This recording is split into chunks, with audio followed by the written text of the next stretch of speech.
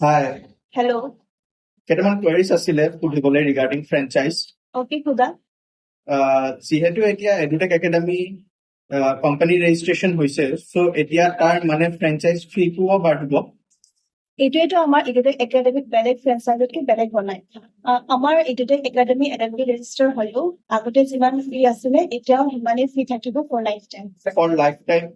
একে ফি থাকিবনে হয় ফৰ লাইফ টাইম কিন্তু বেলেগ বেলেগ ব্ৰেণ্ডৰ ফ্ৰেঞ্চাইজবোৰেতো ইয়াৰলি ৰিনিউৱেলো লয় আপোনাৰ ষ্টুডেণ্টছ হওক বা নহওক সিহঁতৰ ৰিনিউৱেল ফি এটা থাকেই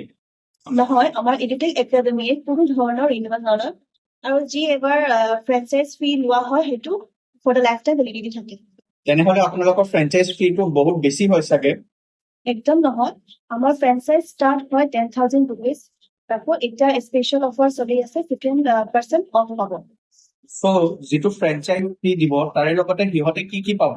অ'কে আমি যদি ফ্ৰেঞ্চাইজ ফি লওঁ তাৰে লগত আমি প্ৰভাইড কৰোঁ এটা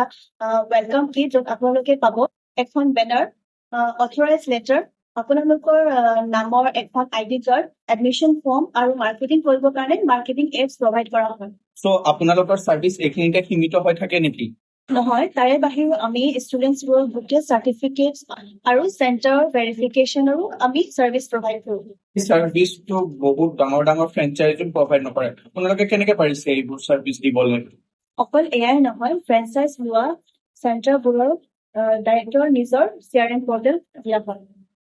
য'ত সিহঁতৰ নিজৰ ইউনিক ID আৰু পাছৱৰ্ড থাকে য'ত সিহঁতে নিজৰ গোটেই ষ্টুডেণ্টছবোৰ মেনেজ কৰি সিহঁতে নিজৰ চাৰ্টিফিকেটবোৰ এপ্লাই কৰিব পাৰি তেনেহ'লে আপোনালোকে কম্পিউটাৰ ট্ৰেইনিং ইনষ্টিটিউট বা ভকেশ্যনেল ট্ৰেইনিং ইনষ্টিটিউট আৰম্ভ কৰিব বিচাৰে তেনেহ'লে এডুটেক একাডেমিক জড়িত হওক thank you thank you so' much কুৱেৰিজবোৰৰ এনচাৰ দিয়াৰ কাৰণে